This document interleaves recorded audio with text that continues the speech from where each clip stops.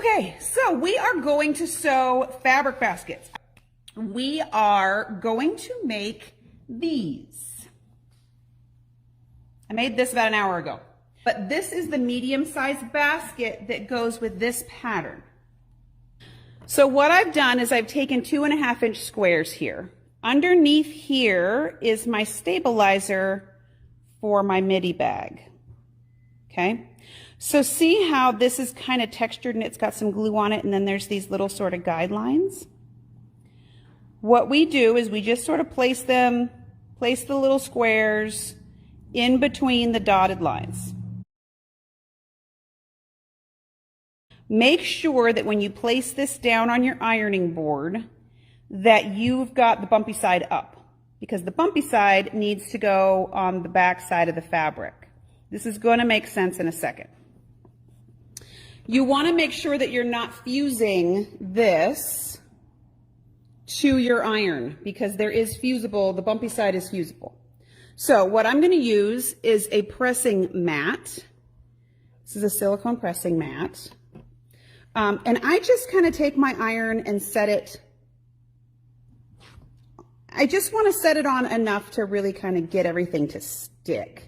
You can't iron back and forth on these mats because they're meant to just keep the fusing off of your iron, okay? But you want it to stick to the fabric.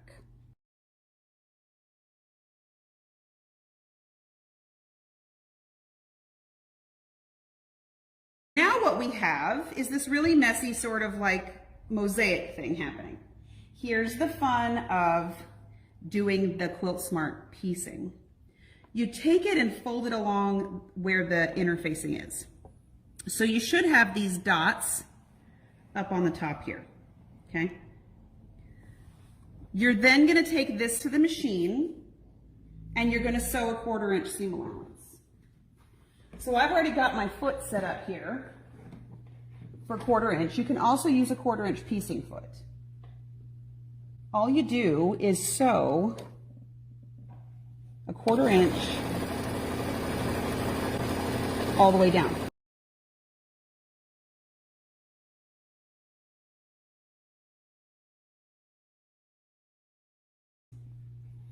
All right, so we're going to sew both of these together. This product, I love their products. They really just make you look good. And I'm all about a product that makes me look good. You want to come back and just snip into the interfacing. And you would do the whole thing. I'm just, for the sake of time, I'm not going to do the whole thing. But we're just going to snip into the interfacing. Don't snip into the stitching because that would be bad. Now, when you go to fold it this way, you can turn your seams one way or the other.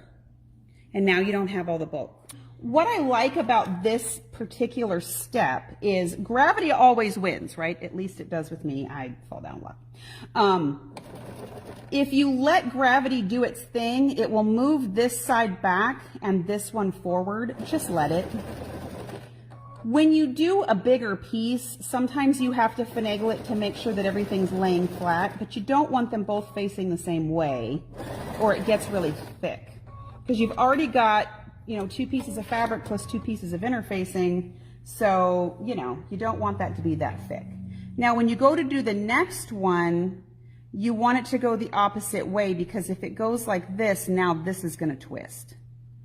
So when you sew the next one, you kind of have to make it do what you want, but it's not that hard. You're bigger than it is, so you can win this battle. Show it who's boss. Yeah, smack it around.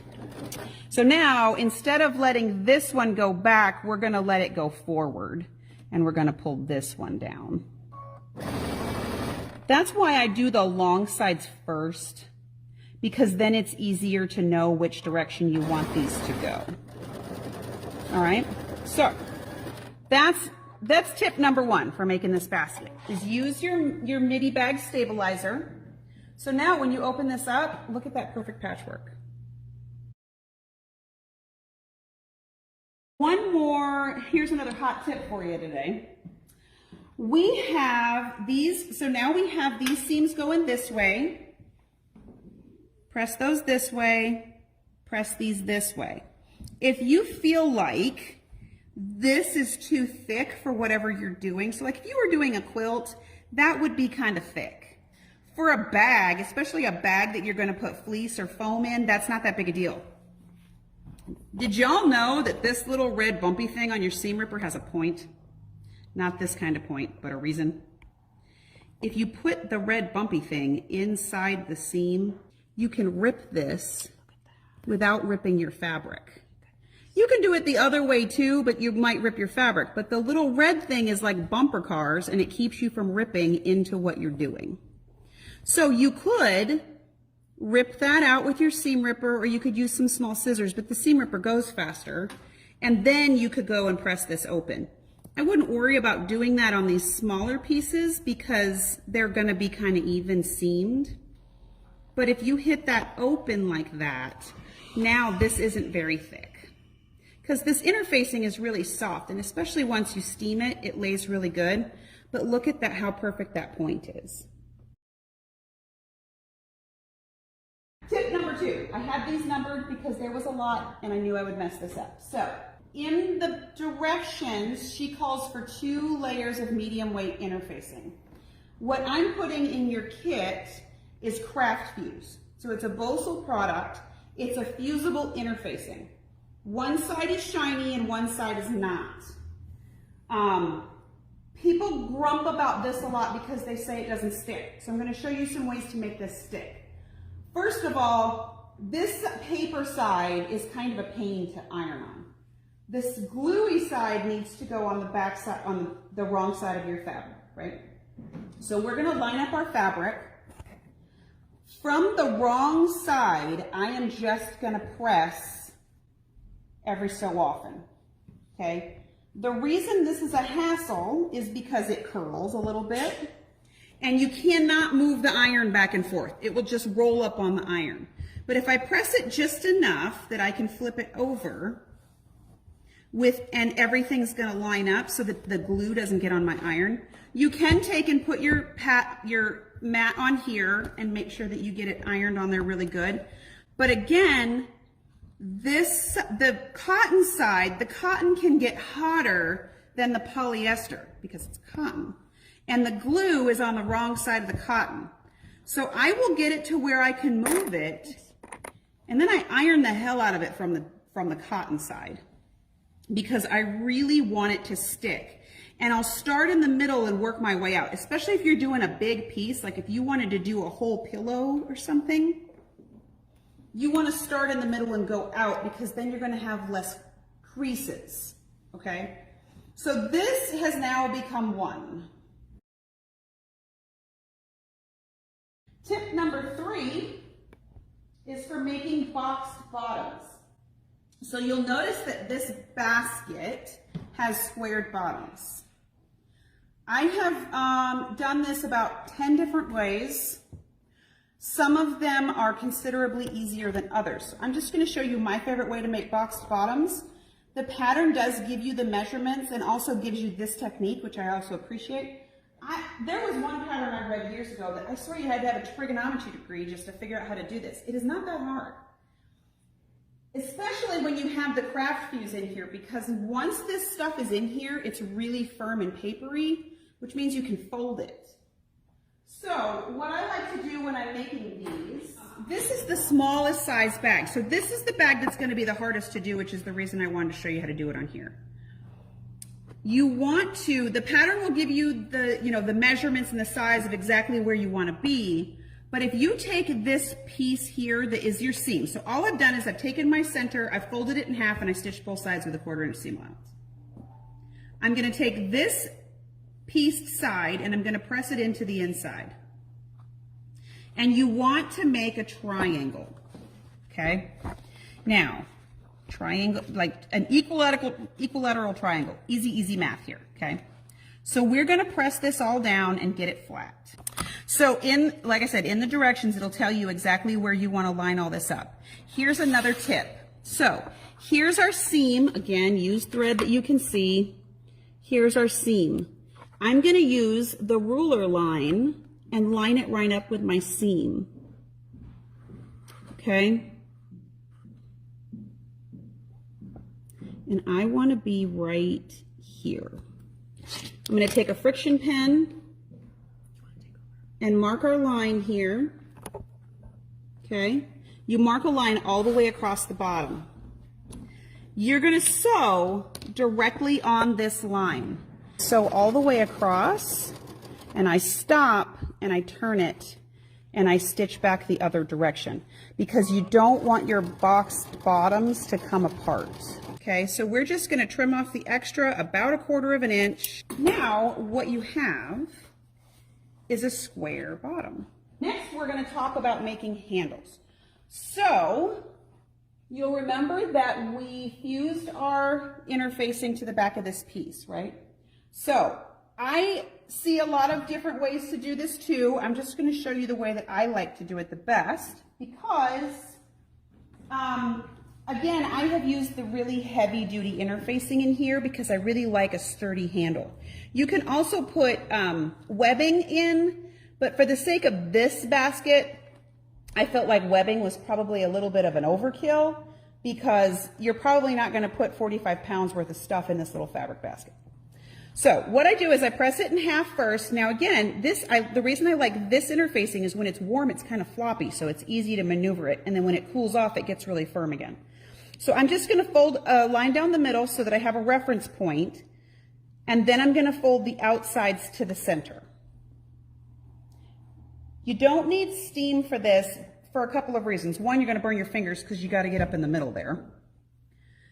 Two, you don't, the stabilized interfacing that we're using is kind of paper based, and then it'll get a little weird. So then we fold it in half one more time. I'm going to demo how to do some cool top stitching again. If you have pretty much any Brother sewing machine, you have this foot.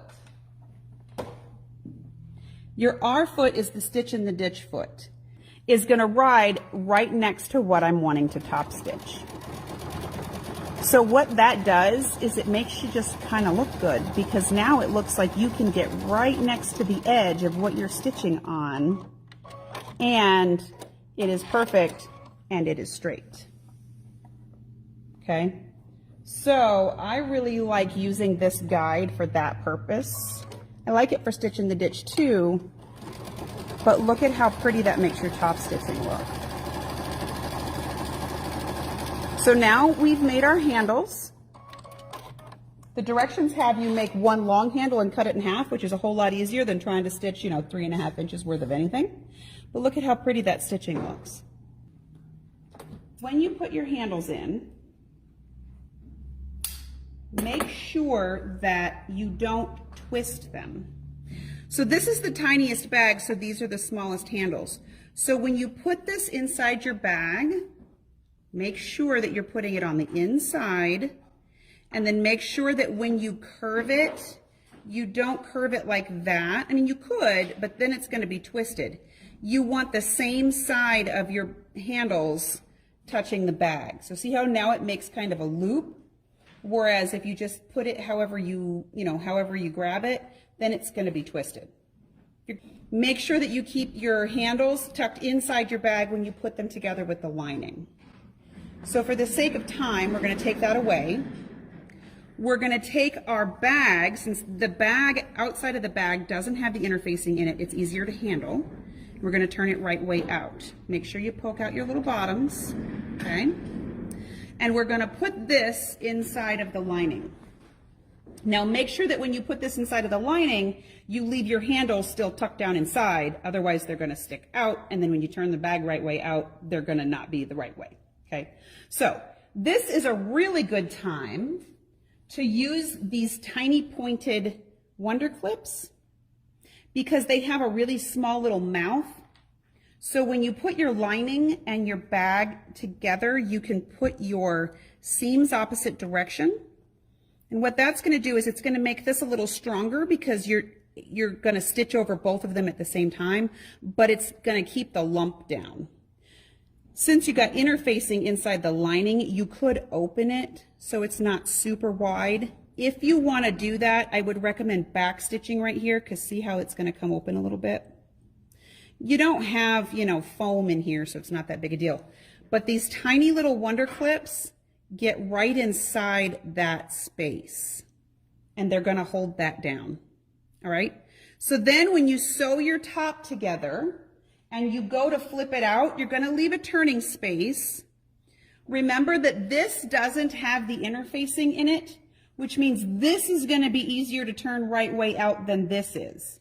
So when you have this opening, just grab the bag and kind of wrap it around the outside of this instead of having to fuss with the lining. Then you're gonna press all of your stuff down so that all of your bag looks really nice and that these have a 1/4 inch seam allowance. When you top stitch your bag, you're gonna close up the opening. So line all that stuff up. We're gonna drop our foot. One of the reasons I really like a Brother machine is because it makes a tie-off stitch. So you don't have to do that front and back thing that always ends up looking messy. And then you're just going to stitch all the way around your bag. This is going to close up that hole as well as just make everything look pretty.